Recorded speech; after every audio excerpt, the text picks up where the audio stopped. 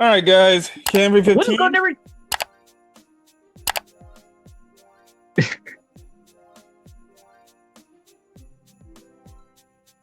Camry 15 here. Back at another video for you guys, and we're back talking MHA after it should have came a lot earlier, but hey, what can I say? I'm behind on a bunch of animes reviews. We're behind on Fire Force.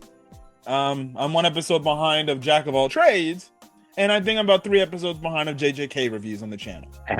I have a confession. In the terms of Jack of all trades, I decided to continue with the sub. Oh, I bet you did, because you just got so hooked on it, didn't you? And let me guess, it has something to do with the dragon.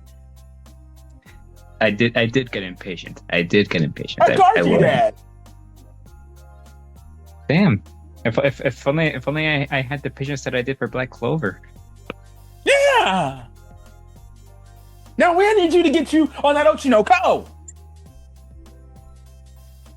If you didn't see my thumbnail, I hope.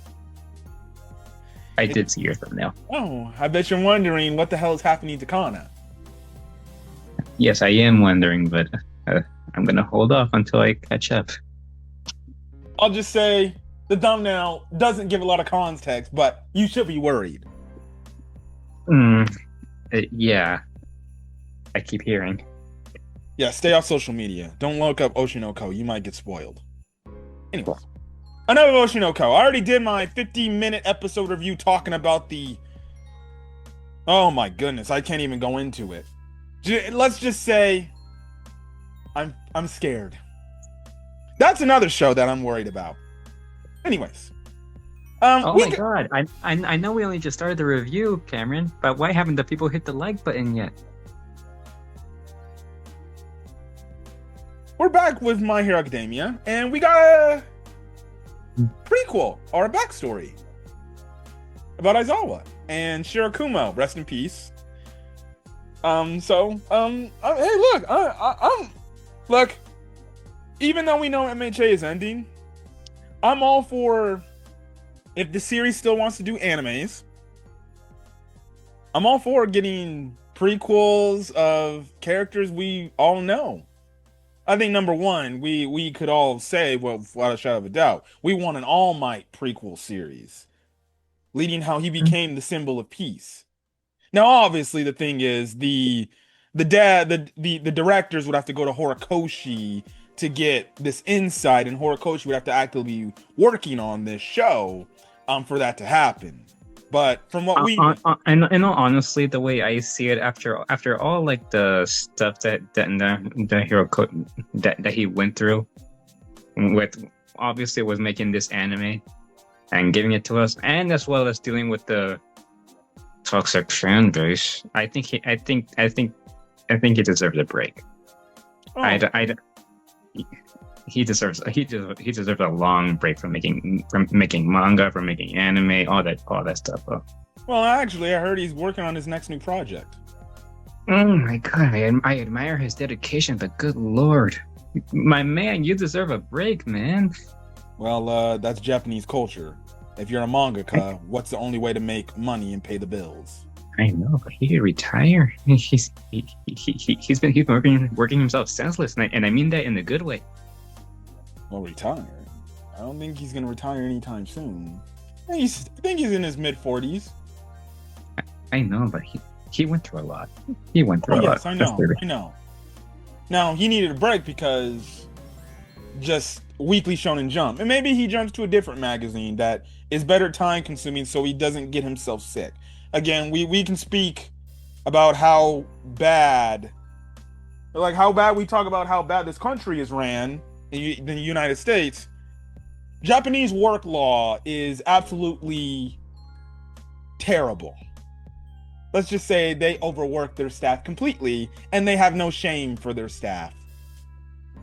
If they're not working 9 to 5 with no weekends, they're probably working 24/7 and no weekend breaks and nothing breaks. So, again, support your local mangakas. That's why I don't like to pirate as much, but support the official release, because these people took a lot of time and effort into these series. Anyways, we got Aizawa's backstory. So we're sadly eventually going to be seeing the death of Shirakumo, more Hmm. than likely. But it was a great episode. It was a great episode. Um, so we start the episode off with Aizawa talking to Midnight on the phone, and she's basically saying that he should join UA and he should be a teacher. Now Aizawa Okay, okay, is yeah, you okay then? Yeah, you were right this whole time. He was not a teacher yet. Uh, yeah, I told you he wasn't. This is a prequel. yeah, but Midnight was already a teacher. That's why I was confused. Yeah, Midnight was already a teacher, but this is Aizawa before he became a teacher. Clearly, I knew that a long time. Shit, I can go back to season one and can tell you he probably wasn't a teacher. Mhm. Anyways, yeah, Midnight is trying to get Aizawa to go back to UA, but this time to be a teacher. And Aizawa's like, yeah, that's gonna be a no for me. I'm not a teacher. I like to be out in the streets and doing hero work. And man, I was like, oh, come on.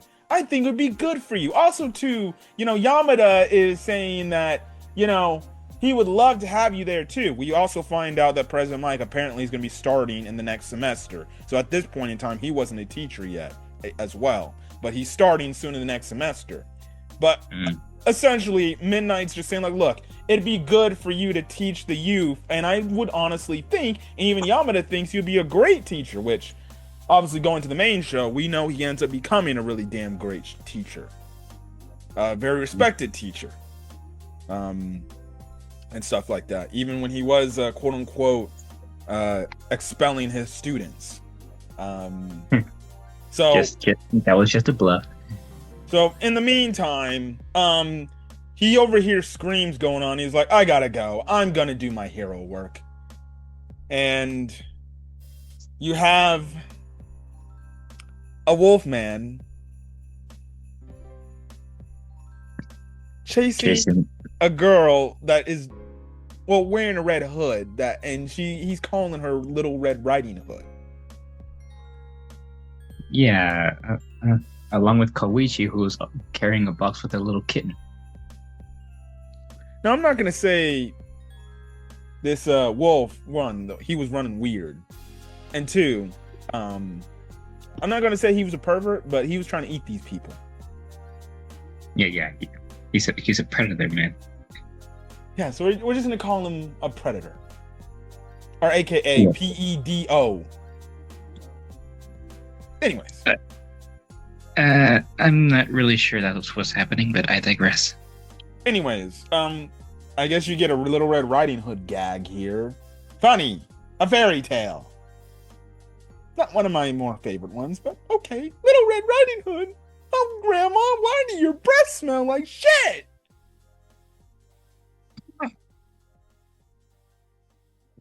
I'm sorry. Did I make you laugh? I might never look back at Little Red Riding Hood the same ever again, thanks to you.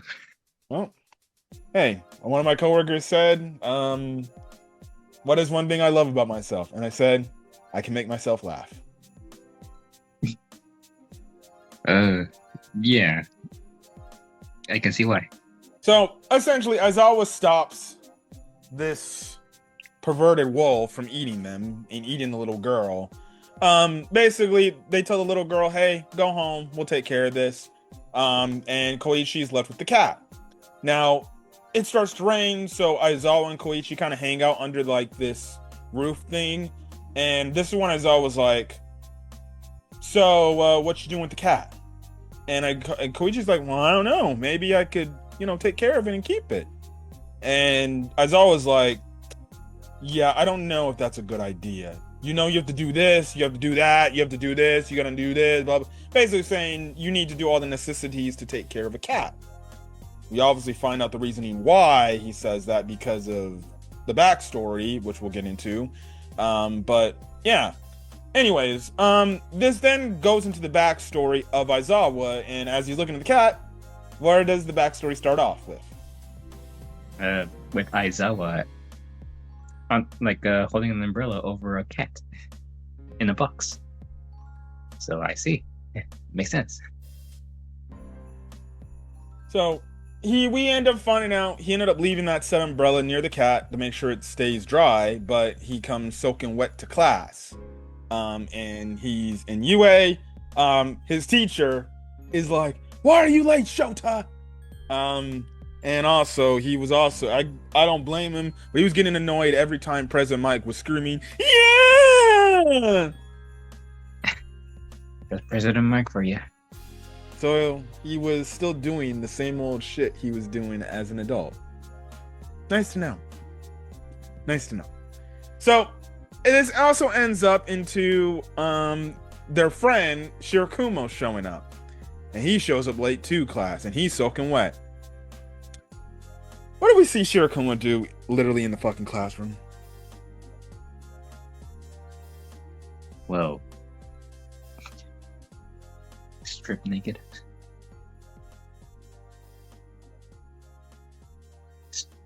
Literally strip naked. I'll just say this. This episode was very expletive. Yeah. I'm gonna talk about the midnight soon. We'll talk about midnight soon. Okay, now, okay. Let me just say, yeah. So is That's that fine. DM with a Y? Double Y. Okay, fair enough. Fair enough. Yes. So Shirakumo literally, because he's wet, he's stripping his clothes off and everything. And all the people in the class are like, "What are you doing? There's girls in here. Do you have no shame?" And he's like, "Oh, come on, guys. It's all right. I have this secret thing I want to show you guys." And he's got this, so he has a cloud quirk, right? He's got clouds around his thing. Now, I'm watching this for the first time. And he's like, "Hey guys, I got something I want to show you. It's this nice tiny thing." And he's grabbing in his area. And I'm like, dude, don't tell me this man is gonna pull out his genitals, bro. That would be absolutely insane. That would be insane. That And would the be girls insane. are like, "Stupid, you're disgusting, you're a freak." And then as quick as they were pissed and annoyed with him, he pulls out this cat. Now, funny enough, this cat we see is the same cat in present time of the show that Midnight is actually like petting and using a brush on, which we later find out at the end of this episode on this flashback that she ended up just taking the cat because she was in love with the cat. Didn't ask any, but we'll get to that in a second. But anyways, yeah, he pulls out this cat. They're like, "Oh my god, it's so cute." This man goes from being hated to being loved because he's got a fucking cat. Now, I don't know where the hell that cat was chilling. That's another question that needs to be answered. Where the fuck the cat was hiding? It was not hiding. No. Don't think about it. Don't think Don't about tell it. me. Don't think about it. Don't think about it. Don't think about it. Don't tell me it was. You know what? You're right. Don't think about it. Don't think about it. So, anyways, because of this, I guess they just kept bringing the cat back to class. Well, he kept hiding the cat, bringing it to school. Right? Now, we find out, because at this point in time, they're second year students. So I'm guessing, what is it? At the time for UA, because remember from the main show, you remember how Class 1A, they had their student internships. But the thing is, they did it in their first year. Now, they mostly did that in reaction to all the villain attacks that was happening with the USJ, right? From season 1. We see here in in UA at this point in time, it seems like the second year is when they were able to do their internships, right? And work on site with pro heroes, which is basically what Deku and the others did. So the teacher basically points out, he's like, "All right, you guys need to get your shit together. I'm talking about you, Shirakumo, Aizawa, and Yamada. You guys don't have something planned for that." Anyways, this is when they go out and they kind of do training. Now, honestly, with the way where they were out on the field, it reminded me of that one episode in season 1 where Aizawa basically told Class 1A, "Here's the freaking ball, throw it with your power, and let's see what you do." I thought we were going to get something like that. But now we kind of get sparring matches here. Mm-hmm.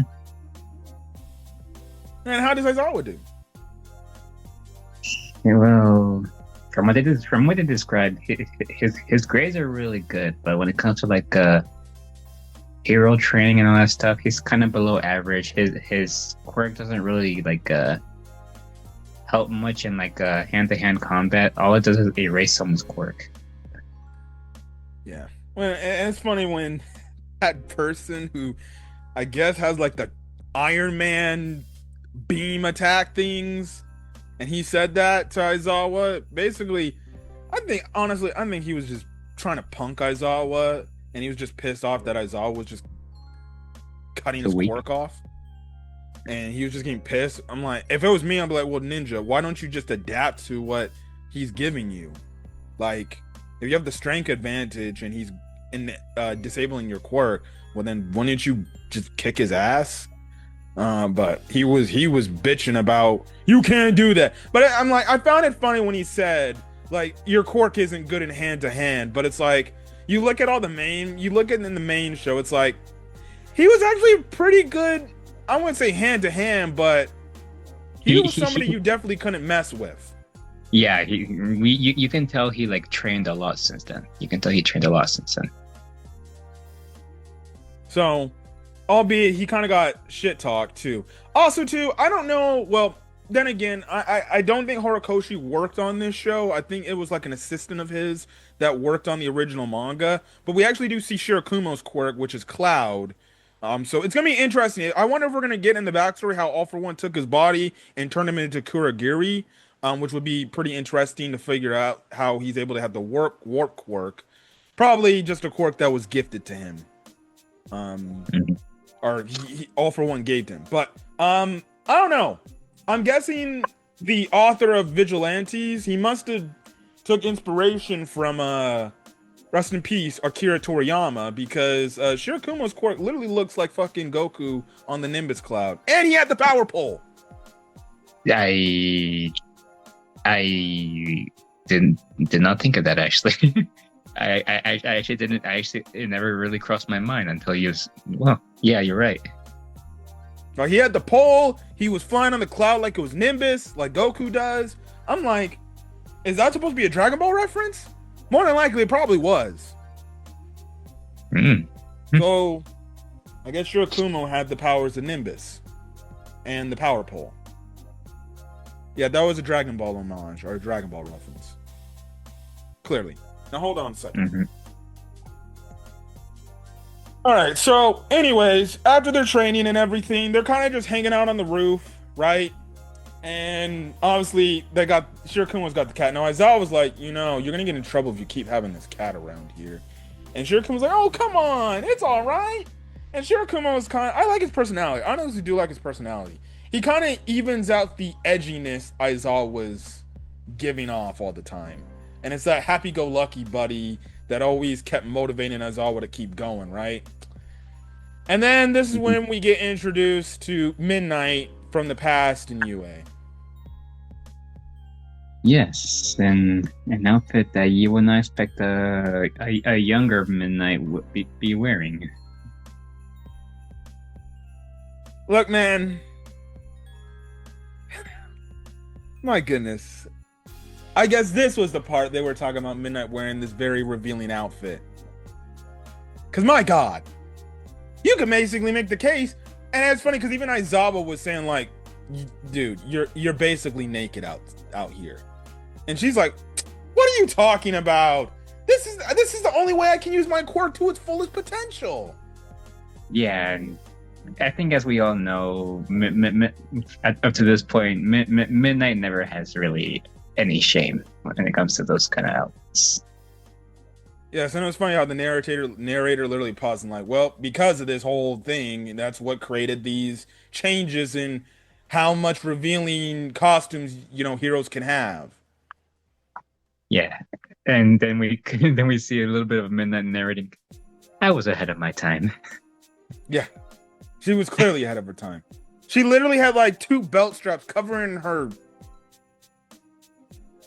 chest area and the absolute and the exposed parts of it. And let's be honest, bro. She honestly probably she was wearing obviously underwears, but like at some point, like it wasn't even anything under there, and she just had a trench coat. And I'm just like, so hold on. If they had these hero costumes revealed, they just accepted this? And UA in the class, and even because we find out also too, she's doing a work study, right? So her work study and UA, if they were showing off these costumes too, they just said, yeah, that's great. Great costume design. What is wrong with these teachers? They just like, they didn't say, oh, come on now. Let's wear something a little bit more appropriate. Times were different back then. That's for sure. Yeah, I guess they are treating it like as this was like the 1990s, because you see in the 90s and in real life, nobody had any issues with nothing. You could say some crazy stuff, and guess what? People be okay with it. You say that in the year 2026, or you wear something insanely revealing in 2026, you're damn near gonna get canceled.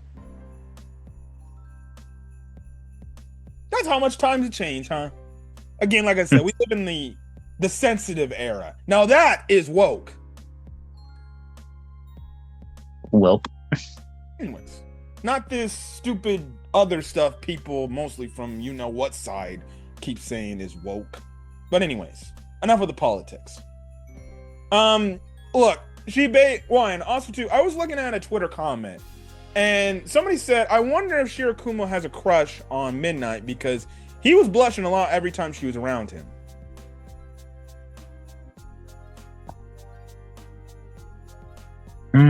No. I think he just enjoys the fan service. I think he just enjoys the beauty, if you know what I mean. Well, He's a guy. He's a guy. I mean, come on. Would you not be blushing if you saw a girl dressed like that? Well, Aizawa wasn't. He was just like, you're disgusting. I mean, come on, it's Aizawa. It's Aizawa. I mean, Oh. Between you and me, us guys, don't you think we would be blushing if we saw a girl dressed like that?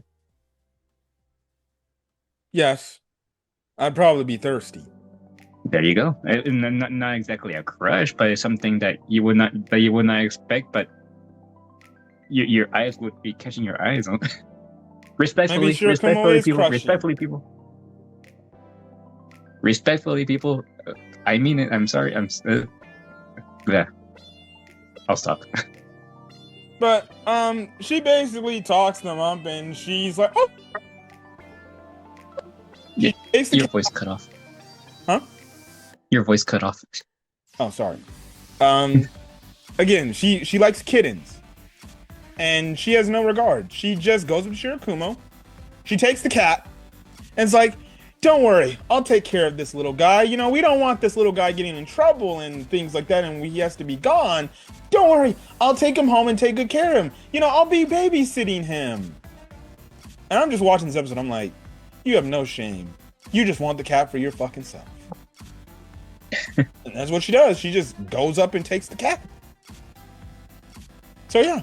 She also does tell them like, hey, so I heard you're having trouble with getting work study. Hey, why don't you come to my work study? I can help you out. And apparently she was doing her work study during school hours. Okay.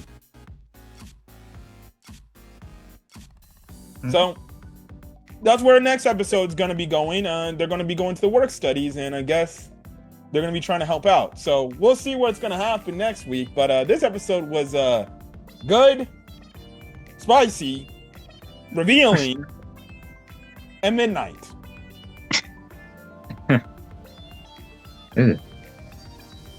But hey, I'm glad to get some backstory about Aizawa and things like that.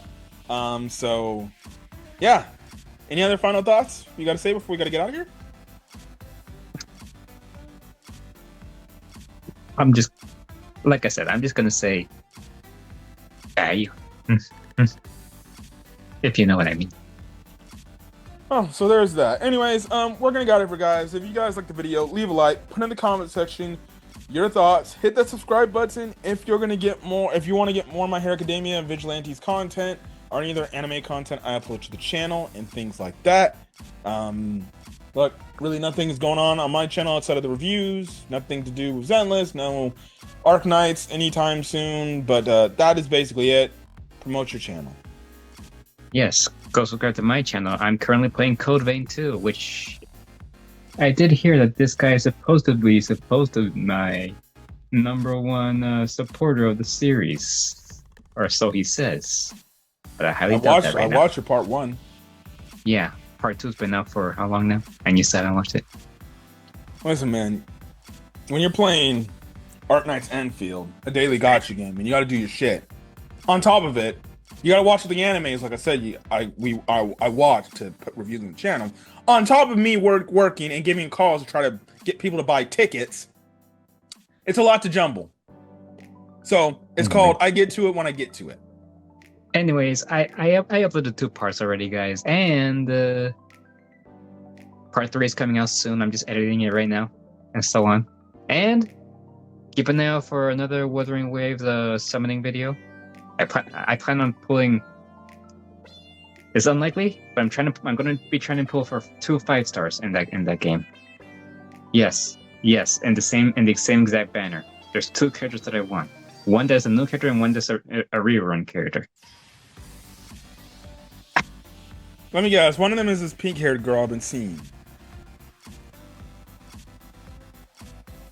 I'll tell you when you're older.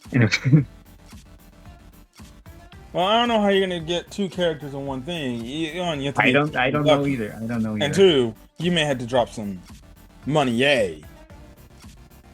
But I know you. You're free to play. I did spend some money in it.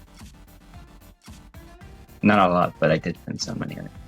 Yeah, not like Dadadoya on Ultra Rumble. That gacha system, though, come on. Why are you comparing that gacha system to Wuwa? And the better comparison would be Zenless. It's still gacha. Anyways, end the video already. So yes, that's kind of the whole thing. But anyways, guys, oh, speaking of gameplays, sorry, Resident Evil 9 is coming out soon, and there will be a playthrough. Yes, and you can bet that I'll be your #1 supporter of that series. You just want to see me jump out of my pants. Whoop. Edit a what? after you say that, what? I said you just want to see me jump scared on my pants. that can be taken out of context. Anyways, we're gonna get out of here. Catch you guys in the next video. Till then, guys, stay safe out there. Have a great rest of your day or your night, and we will see you guys on the next review. Till then, guys, peace. Peace.